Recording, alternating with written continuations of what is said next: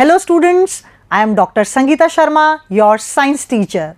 Today we will be starting with chapter 10 of your science book, that is light, reflection and refraction. Students, we will be learning this chapter basically in three parts. In the first part, we will study about reflection of light. In the second part, we will study about spherical mirrors. And in the third part, we will study about refraction of light. Today, we will start with reflection of light. Students, before starting reflection of light, we must recall certain things about light which you have studied already in your previous classes. When I say the word light, what comes in your mind at the first instance? कुछ students ने सोचा होगा एक चमकता हुआ सा सूरज, किसी ने सोचा होगा टिमटिमाते हुए तारे, किसी ने सोचा होगा टॉर्च, किसी ने बल्ब, किसी ने ट्यूबलाइट और किसी ने सोचा होगा कैंडल, किसी ने सोचा होगा उड़ता हुआ जुगनू. Students, basically these are sources of light. Depending upon the occurrence, sources of light are basically categorized into two parts. Those sources which naturally occur in the nature are known as natural sources. For the example, sun, stars, the fireflies, these are natural sources of light. And those sources which are man-made are known as man-made sources of light. They are made by human beings. So, the bulb, the torch, the tube lights, the candles, all these come under man-made sources of light. Now students, let's understand light in a better form. Basically, light is a form of energy which enables us to view objects. So, light एक energy का form है जो कि हमें objects देखने के काम में आता है. And light is an electromagnetic radiation. Electromagnetic radiation means light has both electric and magnetic properties. The electric vector, the magnetic vector and the direction of propagation, all the three are mutually perpendicular in an electromagnetic radiation. Now, gamma rays, the ultraviolet rays, the visible light, the X-rays, the radio waves, all these are examples of electromagnetic radiations about which you will be learning in your higher classes. Moreover, light does not require any medium to travel. That means light is a non-mechanical wave.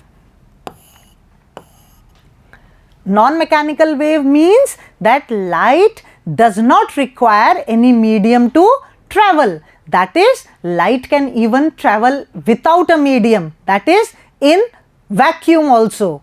Light जो है वो medium में भी travel कर सकती है और बिना मीडियम के भी ट्रैवल कर सकती है. और जहाँ पर कोई मीडियम नहीं होता उसे हम क्या कहते हैं? उसे हम कहते हैं vacuum.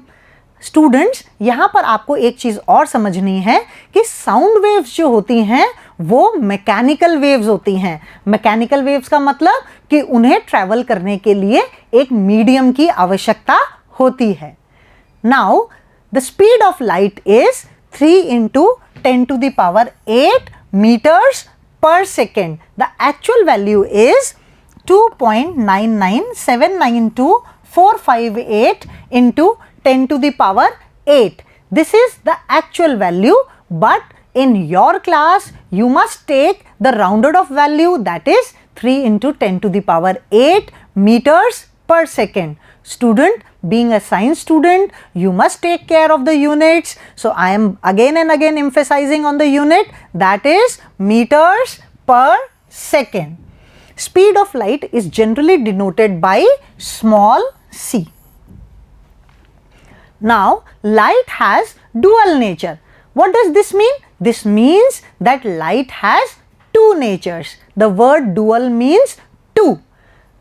The two natures are, the first is wave nature and the second is particle nature. At times, light behaves as wave and at times, light behaves as particle. There are certain phenomena related to light which can be explained only when we take light as wave. and these are reflection, refraction, diffraction, interference, about which you will be learning in your higher classes. Reflection and refraction you will learn here in this chapter only. And there are certain phenomena like photoelectric effect, the Compton effect, which can be explained only when we take particle nature of light. So we will be learning these two effects also in your higher classes. So light basically has dual nature. At times it behaves like wave, at times it behaves like particle. Moreover, light is having rectilinear propagation. Rectilinear propagation means that light always travels in a straight line. Light हमेशा एक straight line में travel करती है और तब तक travel करती है straight line में जब तक उसके रास्ते में कोई रुकावट नहीं आ जाए या medium change नहीं हो जाए. So there are two reasons through which light changes its path. Either there is a obstacle in its path or the medium changes. So depending upon the ease with which light travels in a medium, mediums are basically classified into three parts. The first is transparent medium. Now the mediums in which light travels with ease, that is light travels till large distances, are known as transparent mediums. The best example is air, glass and water are also examples. And those mediums in which light does not travel with that much of ease, that means that light travels only short distances and its intensity also reduces rapidly, are known as translucent mediums. The examples are butter paper and fog. सर्दियों की सुबह जब कोहरा जमा हुआ होता है तो हम दूर की कोई बिल्डिंग या पेड़ नहीं देख पाते हैं. क्या रीज़न होता है कि हमारे आसपास एटमॉस्फेयर के अंदर फॉग होती है जो कि हिंडर करती है लाइट के पाथ को, यानी कि लाइट जो है उतनी आसानी से ट्रैवल नहीं कर पाती है. तो ऐसे मीडियम्स जिसके अंदर लाइट शॉर्ट डिस्टेंसेस ट्रैवल करती है उन्हें हम क्या बोलते हैं? उन्हें हम बोलते हैं ट्रांसल्यूसेंट मीडियम्स. और वो मीडियम्स जिसके अंदर लाइट ट्रैवल नहीं कर पाती, जिसके आर पार हम नहीं देख पाते, ऐसे मीडियम्स को हम क्या बोलते हैं? ऐसे मीडियम्स को हम बोलते हैं opaque mediums. The mediums in which light can not travel. The examples are paper, metals, wood, etcetera. So in such mediums light can not travel. Students, have you ever wondered that how do we see objects? बेटा, अगर मैं एक अंधेरे कमरे में खड़ी हूँ तो मुझे अपने आसपास में रखी हुई चीज़ें दिखाई नहीं देती, पर जैसे ही मैं लाइट स्विच ऑन करती हूँ मुझे मेरे पास में रखी हुई सभी चीज़ें नज़र आने लग जाती है. So let's understand how do we see objects. As soon as I switch on the light, what happens is that from the source of light, a ray of light falls on the object, gets reflected back, reaches my eyes, and my eye sends a signal to the brain and I am able to see the object. So this is how we see objects. There are certain objects which have their own light and they emit their own light. Such objects are known as luminous objects. So those objects which can be seen as they emit their own light are known as luminous objects. The examples are sun, stars, lamp, the tube light, the bulb, the candle. These are all luminous objects, and rest of the objects which do not have their own light are known as non-luminous objects. So non-luminous objects are the objects which can be seen only when light is scattered or reflected by them. The examples are the book, pen, the flowers, the chair, the table. All these are non-luminous objects. Now, have we ever wondered that how do we see colors? A red colored apple, a yellow color mango, beautiful colors of flowers. How are we able to see colors? So students, let's understand how do we see colors. Now, white light coming from the source of light basically consists of 7 colors. And these colors which we see in the beautiful rainbow also can be learnt by the term Vibgyor. Here V stands for violet, I stands for indigo, B stands for blue, G for green, Y for yellow, O for orange and R for red.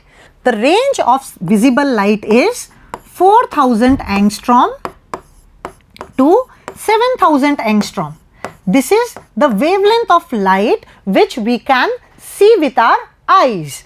Now 4000 angstrom to 7000 angstroms of light we can see by our eyes. And here note it, the angstrom unit means 10 to the power minus 10 meters. So when white colored light falls on a colored object, what happens is all the 7 colors are incident on the colored object. The color of the object gets reflected back and the rest 6 colors get absorbed by the object. So we are able to see only the color of the object. Here I have a green colored leaf, and all the 7 colors which are incident on this green colored leaf gets absorbed except the green color. The green color gets reflected back and I am able to see the green colored leaf. Now let's understand it once again. How do we see the blue color? When the white light is incident on the blue colored object, all the 6 colors except blue gets absorbed by the blue colored object and only the blue colored light reaches our eyes, and this is how we are able to see the blue colored object. Now the question arises that how do we see the black color and the white color? So let's learn. When white light falls on a black colored object, what happens is that all the 7 colors are absorbed. So no color is reflected back. So we see a black colored object because no rays of light reach our eyes.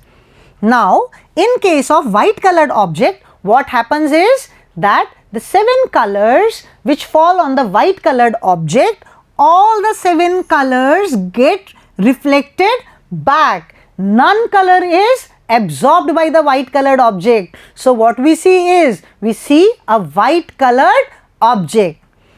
यही reason है students कि हम गर्मियों के अंदर light colour के कपड़े पहनते हैं. क्यों? क्योंकि जब सन रेज आकर वाइट कलर के हमारे कपड़ों के ऊपर गिरती है तो उसको वो कपड़े एब्जॉर्ब नहीं करते और वो सारी की सारी लाइट को रिफ्लेक्ट बैक कर देती है.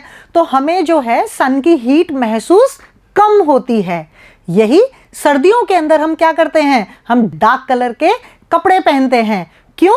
क्योंकि जब हमारे पास में सनलाइट से हमारे पास में लाइट आती है तो वो कलर्स सारे के सारे एब्जॉर्ब हो जाते हैं, तो we feel warmer. This is the reason why we wear dark coloured clothes in winters and light color clothes in summers. Now students, we are ready to learn what is reflection of light. आप सबने ball से ज़रूर खेला होगा. Now when I drop this ball on the floor, what happens? The ball bounces back. So this is the same case with light. When light falls on a reflecting surface, it strikes the surface and bounces back. So this phenomenon of bouncing back of light in the same medium after striking the polished smooth surface is known as reflection. Here we have used certain terms. So let's understand these terms. The ray of light which falls on the reflecting surface is known as incident ray. जो ray of light reflecting surface के ऊपर गिर रही है उसे हम incident ray बोलते हैं.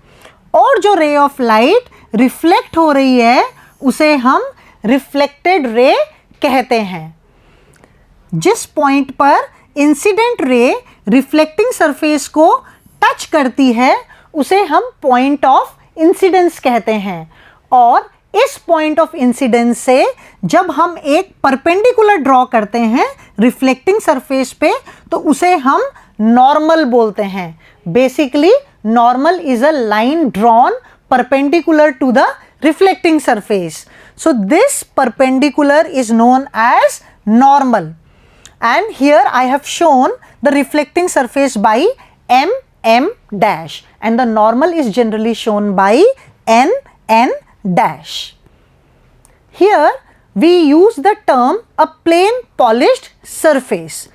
Now such surfaces which are good reflectors are used for reflection, and plane mirror is a highly polished plane surface. How do we represent a highly polished plane surface? Now, if I have a reflecting surface, then a coating of silver nitrate or aluminium is done on the back side, which is shown by these small white colored slanting lines. हमारे पास में यदि एक glass का surface है और उसके पीछे की सरफेस को हमने सिल्वर नाइट्रेट या एल्यूमिनियम से कोट किया हुआ है तो वो सरफेस कैसी बन जाती है? वो सरफेस बन जाती है एक बहुत अच्छी रिफ्लेक्टिंग सरफेस, क्योंकि सिल्वर नाइट्रेट या एल्यूमिनियम ऑलमोस्ट 99% ऑफ लाइट को अपने पास से रिफ्लेक्ट कर देता है। तो such surfaces are known as reflecting surfaces. Now we will understand the laws of reflection. What does the first law say? The first law says that the angle of incidence, the angle of reflection, both are equal. Now the angle of incidence and the angle of reflection, both are equal. Angle of incidence is the angle which the incident ray makes with the normal, and angle of reflection is the angle which the reflected ray makes with the normal. So both these angles are equal. Angle I is equal to angle R. This is our first law of reflection. The second law of reflection says that the incident ray, the normal to the reflecting surface at the point of incidence, and the reflected ray all lie in the same plane. Here you are seeing that the incident ray, the normal to the reflecting surface, and the reflected ray all are in the same plane. I hope you people understand what a plane is. Suppose I have a coordinate system having x, y and z axis. Then this constitutes the xy plane, this constitutes the yz plane, and this is the xz plane. So students, all the three, the incident ray, the normal and the reflected ray, all the three lie on the same plane. Now we will understand certain characteristics of the image formed by a plane mirror. Students, plane mirror is the simplest form of mirror. We will understand how an image is formed by a plane mirror. If I have a mirror and this is the polished surface, then if an object is placed in front of the mirror, this is the object and this is the front part of the mirror. Now students, how does a image form? For image formation, we must require at least two rays of light, and here we must understand that how these rays of light form an image. By the laws of reflection, you know that the angle of incidence is equal to the angle of reflection. So, if a light is incident at 90 degrees, then it will get reflected back at 90 degrees. So, it retraces its path. Secondly, if a ray of light falls at some angle I, then it gets reflected back at some angle, say R. Now, for any image to be formed, what is necessary? That the two reflected rays meet at some point. And here you can observe that the reflected ray, the first reflected ray and the second reflected ray, both are never going to meet in front of the mirror.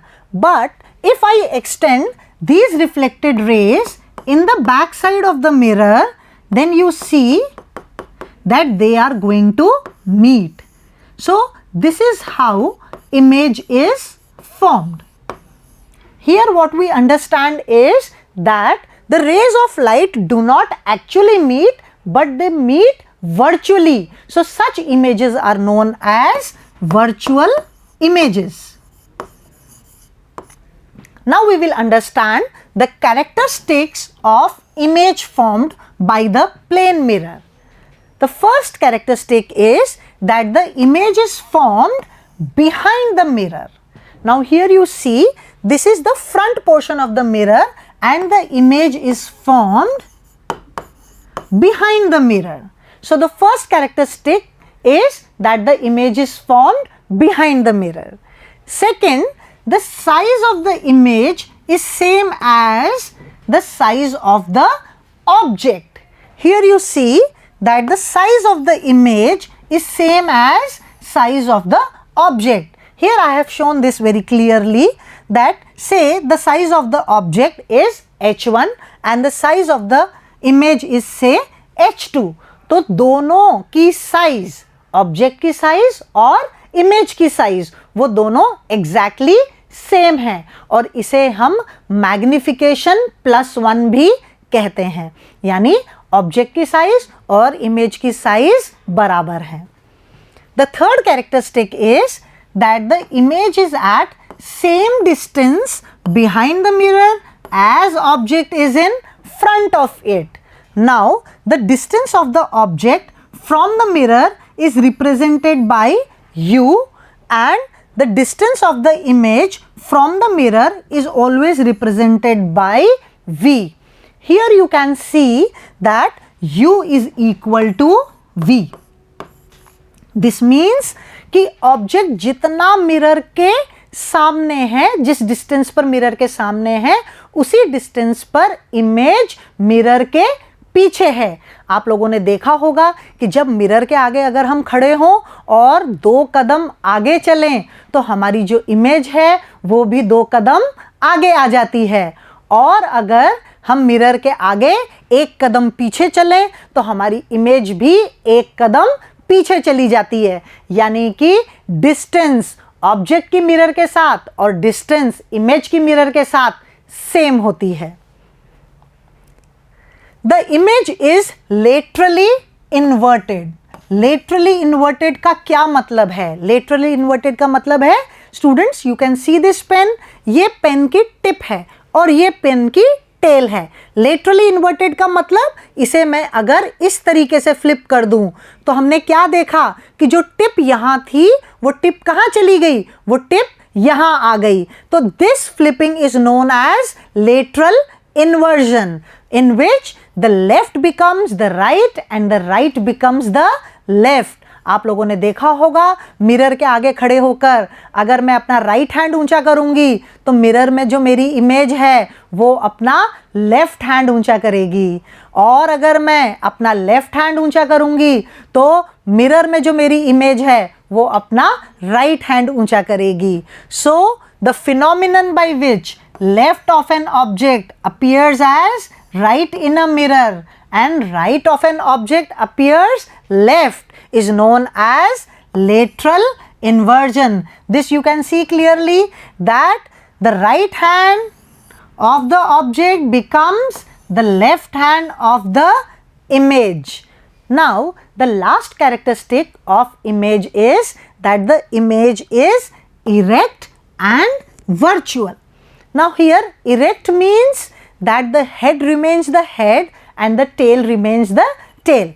This means erect and this means inverted.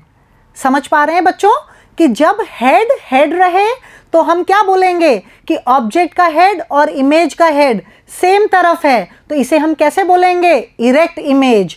और अगर image इस तरीके से बने तो हम उसे क्या बोलेंगे?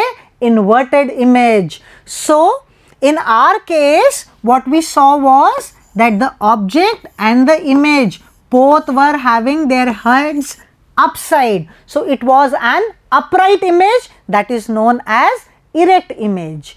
Virtual, I already told you that the reflected rays are not meeting actually, they are meeting only when extended behind, that is they are meeting virtually. So such images are known as virtual images. Moreover, you can understand कि जिन images को हम screen पर ले सकें उन्हें हम real images बोलते हैं, और जिन images को हम screen पर नहीं ले सकते उन्हें हम virtual images बोलते हैं.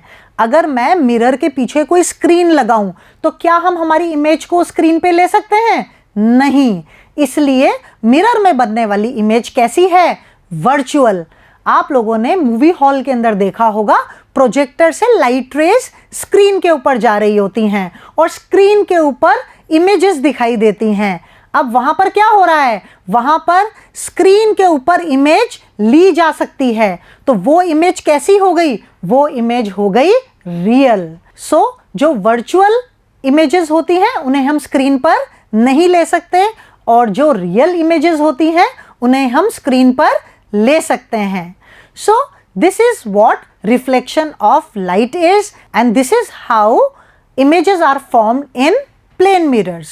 So students, today we learned certain facts about light, how the objects are seen, how colors are seen, what light is. These we recalled from our previous classes, and in today's video we learned about reflection of light, its laws and image formation in the simplest form of mirror, that is plane mirror. Then we studied about the characteristics of the image formed in a plane mirror. Now students, in our next video, we will learn about the image formation in spherical mirrors. So, stay healthy, stay safe, bye-bye.